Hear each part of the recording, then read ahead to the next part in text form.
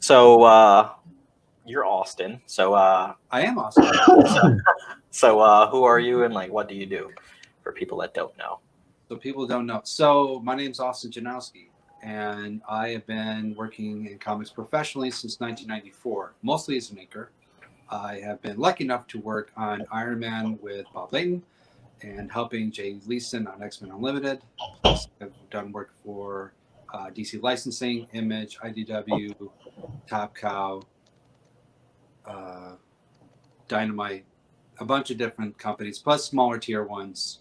And I put out my first book back in 1994 that was nationally distributed between Diamond and Capital, made a profit. And I've been slowly putting out my own books over the years. It shifted the past 4 years ago. I mean, people don't really use inkers so much anymore. So I had stories I wanted to kind of do. I started years ago, and I just, I got busy with other stuff. So now I'm really focused 4 years ago. And I have a couple of series. One's called Zombies Were Human Too, telling zombie stories before and how they became zombies. I have an all-age Christmas series called Stanley the Snowman. And that is going to be coming out through Scout Comics in July. I have a Angel series called Divine Retribution that is coming out through Second Sight Studios. And I have a book called Dawn of the Dead, which is a web series I'm acting in. And we did a comic book for it that Terraform's going to be doing a Kickstarter for next month. So, wow. Lots of stuff. A lot of stuff, yeah. Yeah. You probably have more stuff than what we got going on. I've just been doing it longer, that's all. That's true. Okay, well, yeah, we're going to pick your brain a lot then. Feel free. So, well, we still use anchors. Well, that's good. Yeah, we have Sean. I'm going to hopefully not butcher his last name. Barbar. Oh, yeah, Sean B. Yeah, he actually did he inked a couple of stories for Zombies Volume 1. Yeah. Yeah, he's our inker for the Seer Chronicles, and like now we have like 2 teams finally. Like that's one of the goals that I had this year was to at least try to get 2 teams that I have. So I have Adam Fields that does like our solo series. So all of our art would be basically his art for like all the solo series. So and he did just the pencils for our new solo series scales. Sweet. But then I asked Sean if he wanted to do the inking because Adam didn't want to. And I guess now Adam's going to do penciling and inking for the rest of everything. Right. He was just like busy this year. But Sean is the inker for like all Seer Chronicles, and that's lasting for a while. That's good. And then we have like just a video game and like 7,000 other things that we're doing. So. Got your irons in the fire. That's good. Yeah. But it took a while to like build up. First, we had to figure out, where we were going with all of this and our platform. This year, we relaunched our platform because it's like got digital comics on there, but we're adding other stuff to it, like services and stuff. So, yeah, that's cool. There's a lot going on with that. Yeah, making comic books is not nearly as easy as it used to be. I mean, it was hard, way back when, but you basically, for independence, it was black and white. You did not do color because the technology was not there in the mid-90s. There was just starting with image and whatnot, but colors was basically an afterthought. You know what I mean? Spot colors for flat colors. So anything that we were doing in an independent field was all black and white.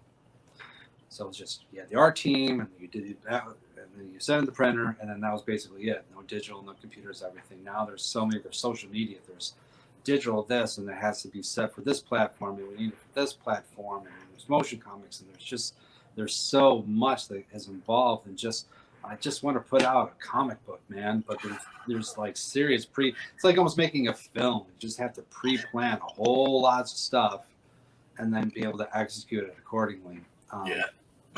We're actually doing our first motion comic. If we hit like a stretch goal next year, Sweet. for our horror anthology that we're doing. Mm-hmm. Chronicles of Horror. So I forgot what the stretch goal number was. We already wrote it down.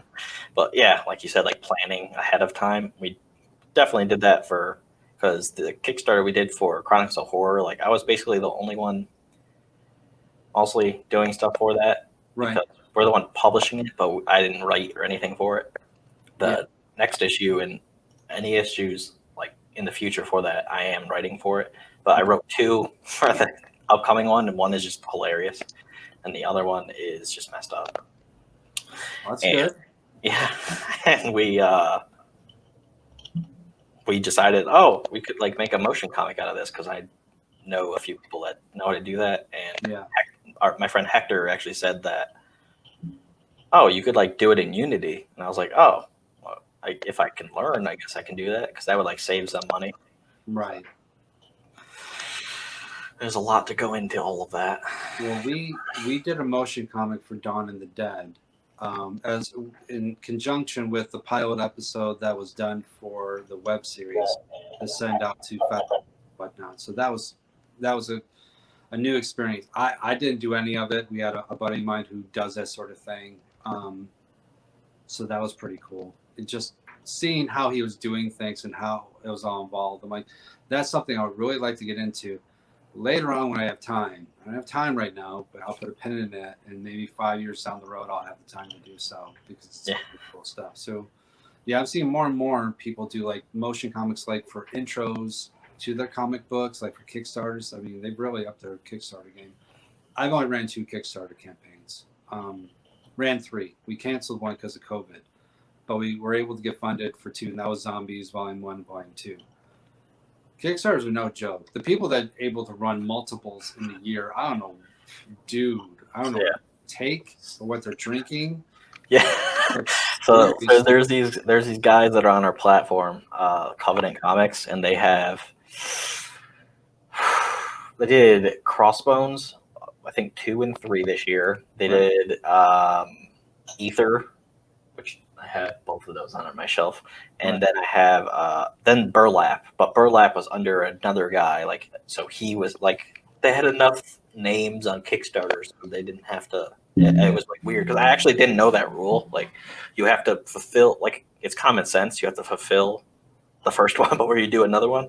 But I'm like, so that like stopped us from doing our video game this year. That was one of the things that stopped it because our video game Kickstarter was going to be in October. Yeah. And then that didn't happen because one of like COVID, and the guy that's making our game, he's like a custodian at a school. Yeah. It's only him and one other guy, and he does like all the custodian work. So he was like just too busy at work to work on our game.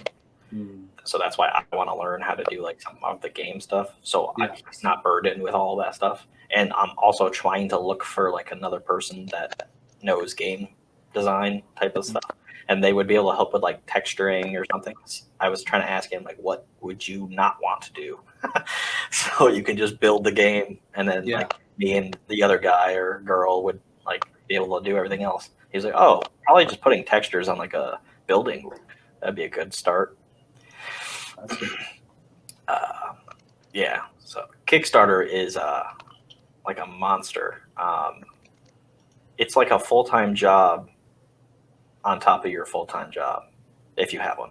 So I was like, I'm working and I do like overnights, so it kind of like works for me because that's the one website they allow me to go on at work. Yeah. So I can promote that on at least Twitter, not Facebook or whatever, but I can promote that on Twitter, and I can still share it on Instagram, find a way to do that. But people are like, do you sleep? And I'm like, no. Plenty of time to sleep later. Yeah. When you're older, it's sleep becomes a little bit more important. But right now, you guys are good. For 2021, I will be running more Kickstarter campaigns to help cover just art costs for the books that we're kind of doing for the smaller companies.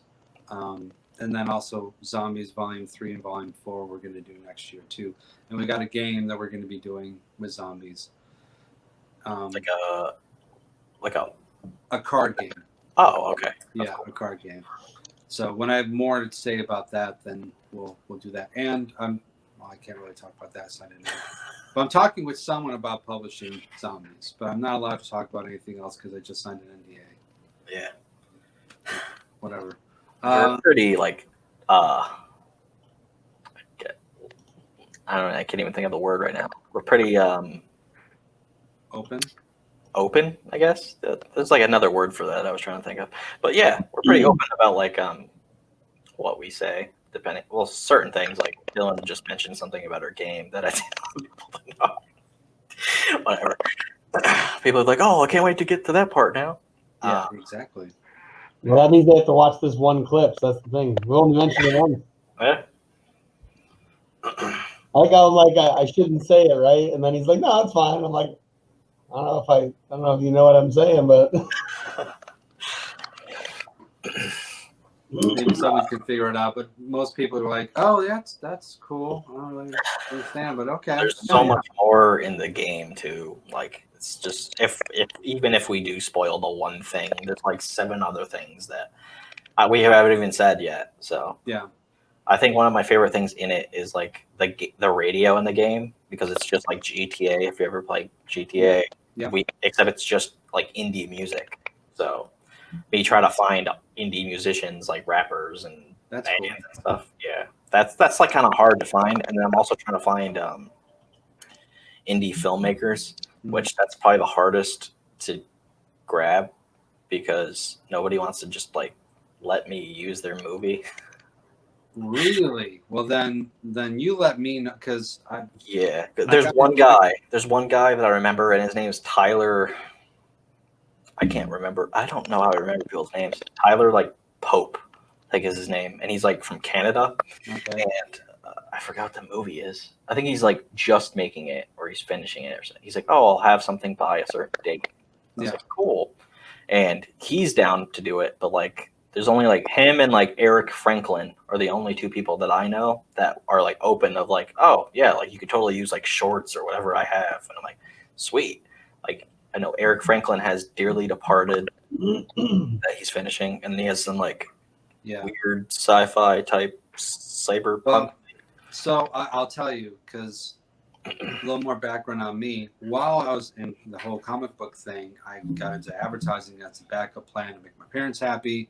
But I worked in the graphics advertising field for 22 years. I was newspaper for 5. When I moved down here, I worked for Lockheed Martin, and then I worked for Walt Disney World, and then I also did some work for like Universal and NASCAR, and then I went to Verizon, and then I was a creative director for like 7 years before I semi-retired. I just got tired of working for other people, and I got into film, being like a bodyguard or something like that. But it's been 5 years. I've been lucky enough to be in there's a film called 45 Seconds. It'll be on Netflix next year. And there's a Christmas movie on Amazon right now called The Christmas Ride. I have a lead in. And I've also made about 5 films myself. Christmas, what is it? Because I'm probably watching it. Christmas Ride and it was written and it was directed by Stephanie Davis. The Christmas Ride. It is a Mumblecore movie. Do you guys know what that is?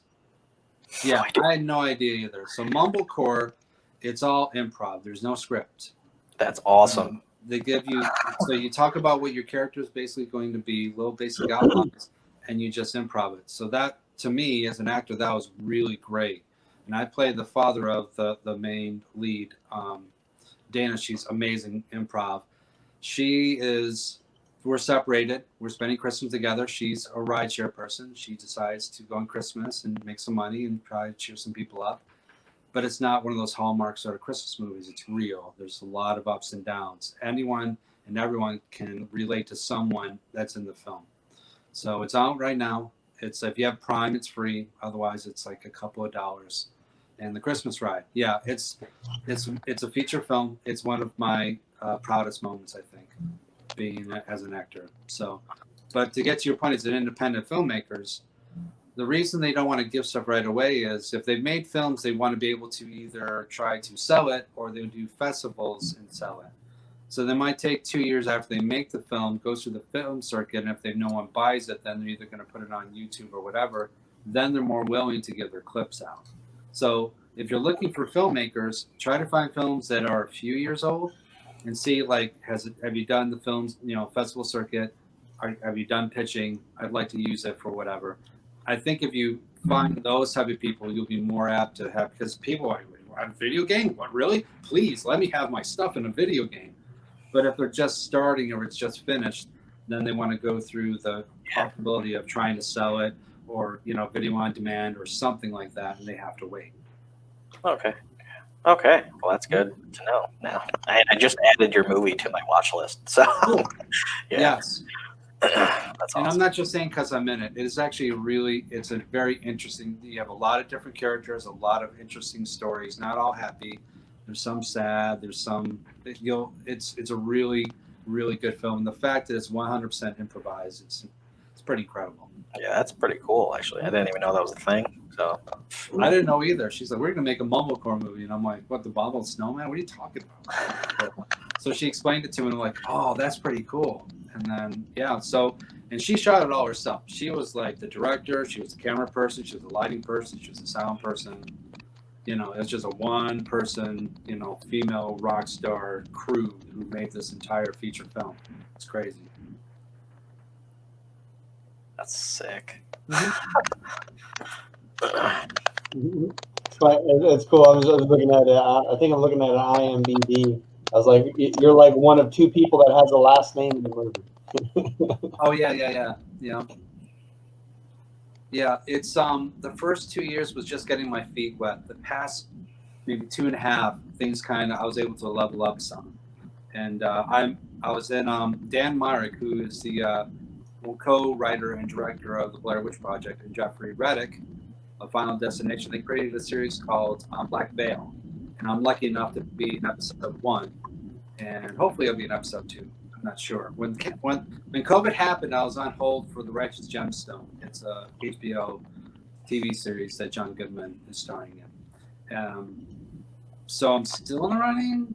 I don't know. Yeah, is that on HBO? Something? That's on HBO. Yeah. Yeah. For season 2. So I like a 3-episode. Can you make brides in it? We haven't heard anything yet. So we'll see. Maybe I'll hear something in January. The film, the interesting thing about right now is I was really going good. It was going to look like a really good year. I had a couple things booked, and then COVID just like, bam. Yeah. Shut everything right down. No. Next week is when the comic book thing just started blowing up. Like Scout said, we want Stanley. Hey, we want this book. Hey, we'd like to talk to you about this. And it's just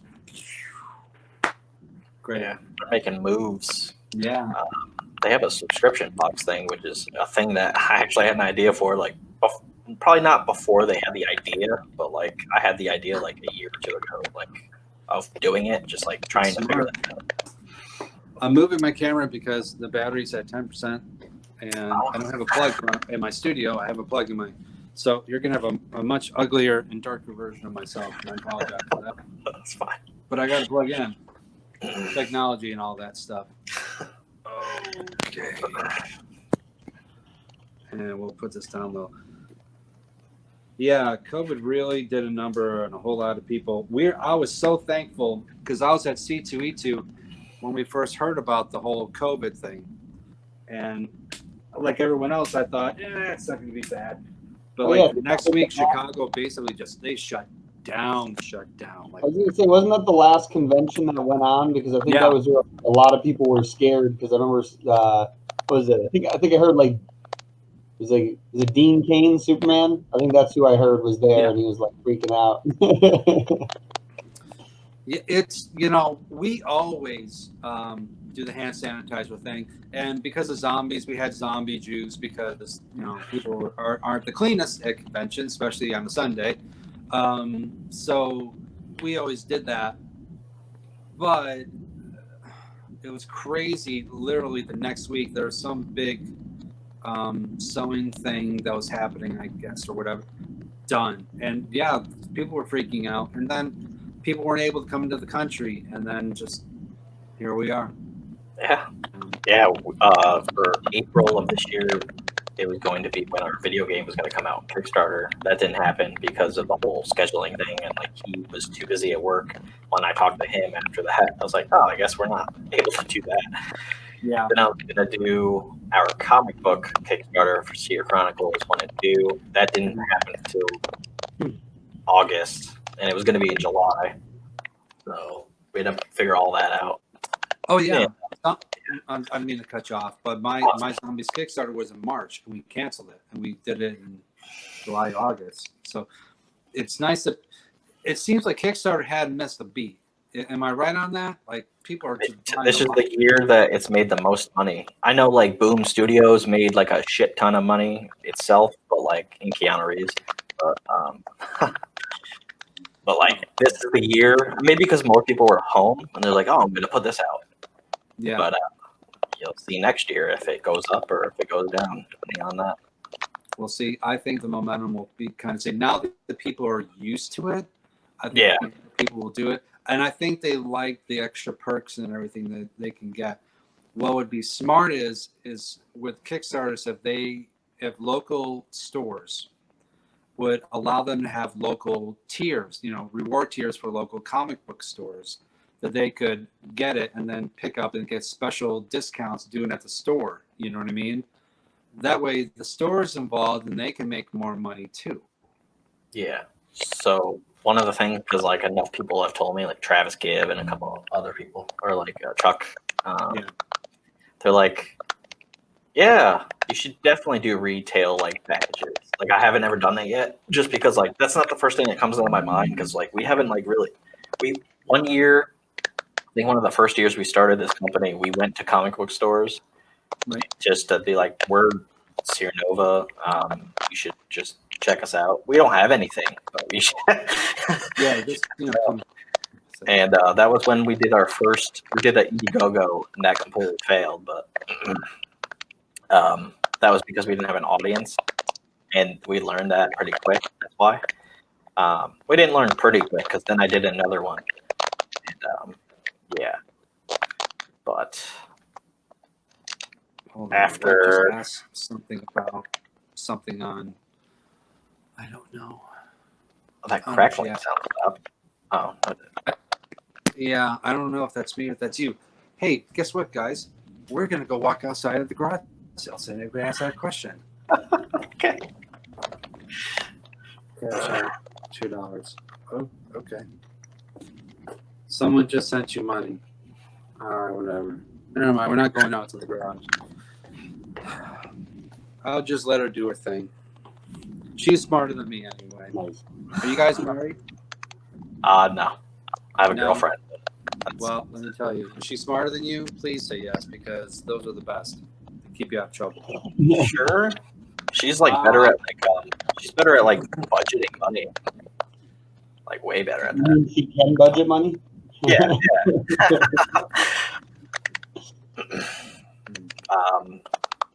Yeah, she's pretty cool. Dylan's busy, with his 3 businesses or 4 or whatever he's got now.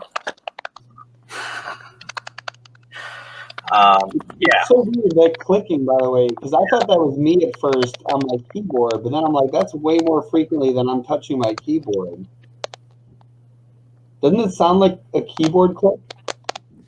It sounds like static is what it sounds like. Yeah. Oh, to me, it sounded like the mechanical pressing of a keyboard. I was like, that's why I was like, what is that? Huh. I don't know. Oh, it went away. Maybe it's Greg. Oh, nope, I hear it still. Greg, mute yourself real quick. How about now? Blah, blah, blah, blah, blah, blah. Yeah, when you talk, I hear it. Is it on my end? Maybe. You should try to put it on. But I mute, because I had myself muted for a while and I still heard it. That's why I'm so. I don't know. You got a fireplace in the background, cracking. Chestnuts roasting on an open fire. Christmas wrap.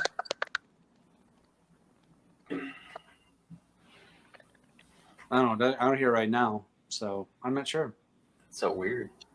Yeah. Well, we have a special guest. Maybe it's a ghost, yeah. Yeah. Former business partners back. Yeah, so like retail packaging, we actually have a store that somebody that I know is like making, like they're opening in the springtime, and Yeah. she's like, "Oh, I want all of the comics that are on your platform to be like in my store." I was like, Sweet. "Cool." There's like 75 of those, so actually it'll be like 80 by the time I upload those. But yeah, so I just have to figure out a way to print them. I think we're gonna go by like who gets the most views, and those will be printed first. We have to figure that out too. But Right. I'm definitely putting mine in there because then I could finally say my comic book is in the store. Yeah. Yeah, we had way more planned this year, and then even though a lot didn't happen, I still did like a lot more than I should have. I overextended myself like a ton this year. Yeah. Like I made this event in the last few weeks, and Dylan's like, "Yeah, I probably could have like planned it out a little like further." Maybe like a couple weeks at least. Yeah, I was like, "Oh," because it went from like a live event that's gonna be like 3 days, and we would come on a couple times, but like it turned into like a Comic-Con because I was like, "Oh, well, I did say like earlier this year I would do like an online Comic-Con," so now it happened. Right. Right.